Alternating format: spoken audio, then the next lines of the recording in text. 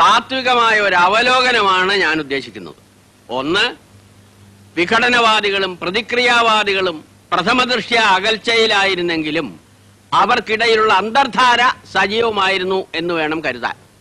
ഒന്ന്, ബൂർഷ്വാസികളും തക്കം പാർത്തിരിക്കുകയായിരുന്നു. അങ്ങനെയാണ് തിരഞ്ഞെടുപ്പ് നമുക്ക് പ്രതികൂലമായി ഭവിച്ചത്. അതാണ് പ്രശ്നം. മനസ്സിലായില്ല. അതായത് വർഗാധിപത്യവും കൊളോണിയലിസ്റ്റ് ചിന്താസരണികളും റാഡിക്കലായിട്ടുള്ള ഒരു മാറ്റമല്ല. ഇപ്പൊ മനസ്സിലായോ എന്തുകൊണ്ട് നമ്മൾ തോറ്റു എന്നുള്ളത്? ലളിതമായിട്ട് പറഞ്ഞാൽ എന്താ? ഈ പ്രതിക്രിയാവാദകവും കൊളോണിയലിസവും എന്നൊക്കെ പറഞ്ഞു വെറുതെ കൺഫ്യൂഷൻ ഉണ്ടാക്കുന്നതിനാ. ഉത്തമ ഉണ്ടാതിരിക്കും. സ്റ്റഡി ക്ലാസ്സിലൊന്നും കൃത്യമായി വരാത്തതുകൊണ്ടാണ് നിനക്കൊന്നും മനസ്സിലാവാത്തത്. കോട്ടപ്പള്ളിക്ക് മനസ്സിലായോ? എങ്കിലും ഒന്ന് പറഞ്ഞു തന്നാട്ടെ, നമ്മൾ എന്തുകൊണ്ട് തോറ്റു? കുമാരപിള്ള സാറ് നമ്മുടെ താത്വിക ആചാര്യനാണ്. തൽക്കാലം അദ്ദേഹം പറയുന്നത് നമ്മൾ കേട്ടാ മതി. എടോ ഉത്തമ, ഉൾപാർട്ടി ജനാധിപത്യം അനുവദിച്ചിട്ടുണ്ട്, ശരിയാ. നമ്മളെല്ലാവരും ഒരുമിച്ചിരുന്ന് ദിനേശ് വേടി വലിക്കുന്നതും അതുകൊണ്ടാണ്. എന്ന് വെച്ച് പാർട്ടിയിലെ ബുദ്ധിജീവികളെ ചോദ്യം ചെയ്യരുത്. മനസ്സിലായോ? ഒരു കാര്യം ഞാൻ പറയട്ടെ. പറയൂ. നമ്മുടെ പാർട്ടിക്ക് അടിത്തറയില്ല. പണ്ടൊക്കെ നമ്മുടെ പാർട്ടി എന്ന് പറഞ്ഞാൽ നാട്ടിൽ ആരെങ്കിലും മരിച്ചാൽ അവിടെ ഓടിയെത്തി വിറക് വെട്ടിക്കൊടുക്കും, കുഴി വെട്ടിക്കൊടുക്കും. ഒരു വീട്ടിൽ ഒരു കല്യാണം വന്നാൽ ആദ്യാവസാനം നമ്മളവിടെ ഉണ്ടാവും. ഡോക്ടറെ വിളിക്കാനും രോഗിയെ ആശുപത്രിയിൽ എത്തിക്കാനും മുൻപന്തിയിൽ കാണും. ഇപ്പോഴതൊന്നും ഇല്ല. അതുകൊണ്ടാണ് ഞാൻ പറഞ്ഞത് RDPക്ക് അടിത്തറയില്ലെന്ന്. നിങ്ങളോട് അവിടെ ഇരിക്കാനാ പറഞ്ഞത്.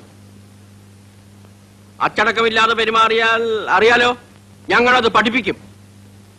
ക്രിയാത്മകമായ ഈ ചർച്ചയിലൂടെ ഉരുത്തിരിഞ്ഞു വന്ന ഒരു കാര്യം ഞാൻ പറയാം. ഒന്ന്, INSP, അതായത് നമ്മുടെ പ്രധാന എതിരാളി. അവരിൽ ചില കൊള്ളാമെന്ന ചെറുപ്പക്കാർ രംഗത്ത് വന്നിട്ടുണ്ട്. ആളുകൾക്ക് അവരോട് വലിയ മതിപ്പാ. ആ മതിപ്പ് പൊളിക്കുകയാണ് നമ്മൾ ചെയ്യേണ്ടത്. വളരെ കറക്റ്റ്. ഏതെങ്കിലും രീതിയിൽ വല്ല പെണ്ണുകേസിലോ ഗർഭക്കേസിലോ അവരെ പെടുത്തി നാറ്റിക്കുകയാണ് ചെയ്യേണ്ടത്. ജനങ്ങൾ അവരെ കാർക്കിച്ചൊതുപ്പുന്ന ഒരു പരിതസ്ഥിതിയിൽ എത്തിച്ചാൽ നമ്മൾ ജയിച്ചു. 6 മാസത്തിനുള്ളിൽ നമുക്ക് നഷ്ടപ്പെട്ടതെല്ലാം വീണ്ടെടുക്കാം. പരിപ്പോടെ എവിടെയോ? ഇന്ന് പരിപ്പോടെ ഉണ്ടാക്കില്ല സാർ. പരിപ്പോടെ ഉണ്ടാക്കിയില്ലേ? പരിപ്പോടെയും ചായയും ബീഡിയുമാണ് ഞങ്ങളുടെ പാർട്ടിയുടെ പ്രധാന ഭക്ഷണം. തനിക്ക് അറിഞ്ഞൂടെ? എടുക്ക പോയി പരിപ്പോടെ ഉണ്ടാക്കി കൊണ്ടുവരാ. പാർട്ടി പറയുന്ന ആദ്യം അനുസരിക്കാം എന്ന് പറഞ്ഞാൽ പാർട്ടിക്ക് അബദ്ധങ്ങളെ പറ്റി ചൂണ്ടിക്കാണിക്കേണ്ടവരാണ്. അതിനല്ലേ നേതാക്കന്മാരുള്ളത്. എനിക്ക് സാറിനോട് പേഴ്സണൽ ആയിട്ടൊരു കാര്യം സംസാരിക്കാനുണ്ടായിരുന്നു. എന്താണ് കാര്യം? ഉത്തമം നടന്നേ, ഇത് പേഴ്സണൽ ആയിട്ടുള്ള കാര്യമാണ്. സാർ വന്നേ. അതായത് എന്താണ്? വീട്ടിൽ നിന്ന് ഭയങ്കരമായിട്ട് നിർബന്ധിക്കുന്നു. എന്തിന്? ഞാൻ പെണ്ണ് കെട്ടണത്രേ. പെണ്ണ് കിട്ടാനോ? അയ്യേ, തനിക്കൊരു ബ്രൈറ്റ് പൊളിറ്റിക്കൽ ഫ്യൂച്ചർ ഞാൻ കാണുന്നുണ്ട്. ഭാര്യയും കുടുംബമൊക്കെ അതിന് തടസ്സാണ്. അച്ഛൻ ഒരേ പിടിപിടിക്കുകയാണ്. കോട്ടപ്പള്ളി, പാർട്ടിക്ക് ഇന്ന് ആവശ്യം കെട്ടുപാടുകളും മറ്റുത്തരവാദിത്തങ്ങളും ഇല്ലാത്ത ഒരു നേതൃനിരയാണ്. പ്രകൃതി നിയമങ്ങൾക്ക് കുറച്ചൊക്കെ നമ്മൾ വഴങ്ങേണ്ടതല്ലേ? വഴങ്ങരുത്. ലൗകികമായ തൃഷ്ണകളെ നമ്മൾ അതിജീവിക്കണം. മാനവരാശിയുടെ നിലനിൽപ്പ് തന്നെ കുടുംബം എന്ന എസ്റ്റാബ്ലിഷ്മെന്റിലല്ലേ? വിഡ്ഢിത്തം. എല്ലാ എസ്റ്റാബ്ലിഷ്മെന്റുകൾക്കും എതിരെയാണ് നമ്മുടെ യുദ്ധം. ഭാര്യ ഉണ്ടാവുക, കുഞ്ഞുണ്ടാവുക, അതൊക്കെ നമ്മുടെ മനസ്സിൽ സ്നേഹത്തിന്റെ വിത്ത് മുളപ്പിക്കുമെന്ന് എവിടെയോ വായിച്ചിട്ടുണ്ട്. അത് വരട്ട് തത്വവാദമാണ്. സഹജീവികളെ, തൊഴിലാളി വർഗത്തെ സ്നേഹിക്കാൻ ശീലിക്കുക. തുറന്നു പറയാം, അടിസ്ഥാനപരമായി നമ്മുടെ പാർട്ടിക്ക് കല്യാണം ഇഷ്ടമല്ല. അപ്പൊ സാറ് കല്യാണം കഴിച്ചതോ? അതിൽ ഞാൻ ഇന്ന് ഖേദിക്കുന്നു. എന്നാ പിന്നെ ഇപ്പൊ ഭാര്യ ഉപേക്ഷിക്കരുതോ? തന്റെ കാര്യമാണ് നമ്മളിപ്പോ ഡിസ്കസ് ചെയ്യുന്നത്. പറയുന്നതൊന്ന് പ്രവർത്തിക്കുന്ന വേറൊന്ന്. ദൈവമില്ല, അമ്പലമില്ല എന്നൊക്കെ വിളിച്ചു പോകും. എന്നിട്ട് ആരും കാണാതെ തലയിൽ മുണ്ടും പോതിച്ച് ദൈവത്തെ തൊഴാൻ പോകും. ആര്? സാറ് തന്നെ.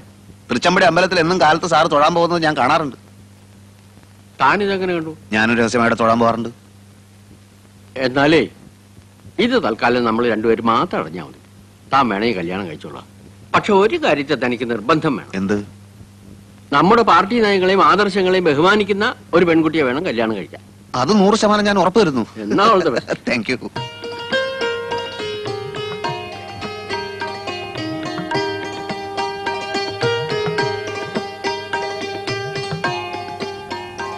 ശരിക്കും നോക്കിക്കോളൂ.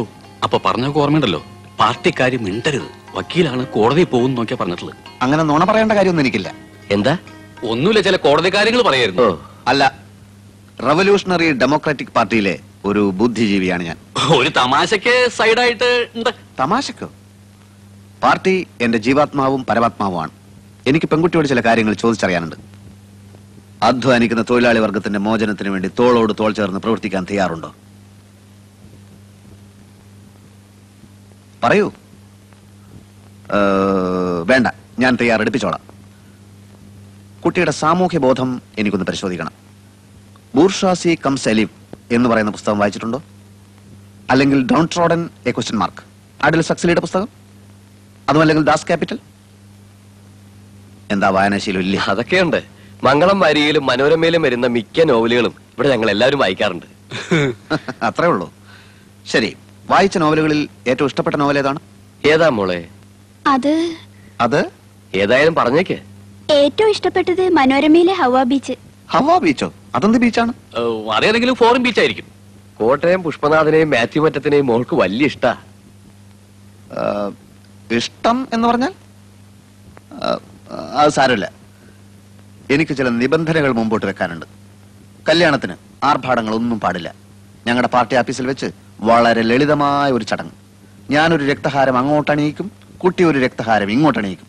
അതിനുശേഷം അരമണിക്കൂർ നേരം ഞങ്ങളുടെ പാർട്ടി പ്രവർത്തകർ ഞങ്ങളുടെ പാർട്ടി സൂക്തങ്ങൾ ഉറക്കെ ചൊല്ലും. പിന്നെ ഒരു ഗ്ലാസ് നാരങ്ങ വെള്ളം. ചടങ്ങ് തീർന്നു. ഞാൻ അധികവും അണ്ടർഗ്രൗണ്ടിലായിരിക്കും, ഒളിവിൽ. ശ്രീമാൻ തോപ്പിൽ ഭാസിയുടെ ഒളിവിലെ ഓർമ്മകൾ വായിച്ചിട്ടില്ലേ? അതുപോലൊരു ജീവിതമായിരിക്കും മിക്കപ്പോഴും. NSP ഞങ്ങളെ വേട്ടയാടുകയാണല്ലോ. ചിലപ്പോൾ ലോക്കപ്പിലോ ജയിലിലോ ആയെന്ന് വരാം. ഒരു വിപ്ലവകാരിയുടെ ഭാര്യ എന്തും സഹിക്കാൻ പ്രാപ്തയായിരിക്കണം. ചിലപ്പോൾ കുട്ടി വെടിയുണ്ടകൾ നേരിടേണ്ടി വന്നേക്കാം. അപ്പോൾ വിരിമാർ കാണിച്ചു കൊടുക്കേണ്ടി വരും. മോൾ അകത്തേക്ക് വെക്കോ. അച്ഛൻ നേരം നീ വന്നേ. താനൊരു ഭ്രാന്തരെയാണോ എന്റെ മോക്ക് ഭർത്താവായി കൊണ്ടുവന്നിരിക്കുന്നത്? എന്നോട് ക്ഷമിക്കണം, ഇത്രയും ഞാൻ പ്രതീക്ഷിച്ചില്ല. എത്രയും പെട്ടെന്ന് അവനെ പിടിച്ചോണ്ട് പോയില്ലെങ്കിൽ നല്ല ചുട്ട അടി കിട്ടും പറഞ്ഞു. അയ്യോ വേണ്ട വേണ്ട, ഇപ്പൊ പോയേക്കാം. എന്നിട്ടേ പോവാം. എന്റെ നിർദ്ദേശങ്ങളുടെ പ്രതികരണം പറഞ്ഞില്ല. പ്രതികരണം അറിയാൻ കാത്തു നിന്നാൽ കുഴപ്പം ചെയ്യും. അല്ലെ, എന്നാലും എണീക്കാനല്ലേ പറഞ്ഞത്? അതൊക്കെ പോണ വഴിക്ക് പറഞ്ഞുതരാം. ഇനി ഇവിടെ നിൽക്കണ്ട.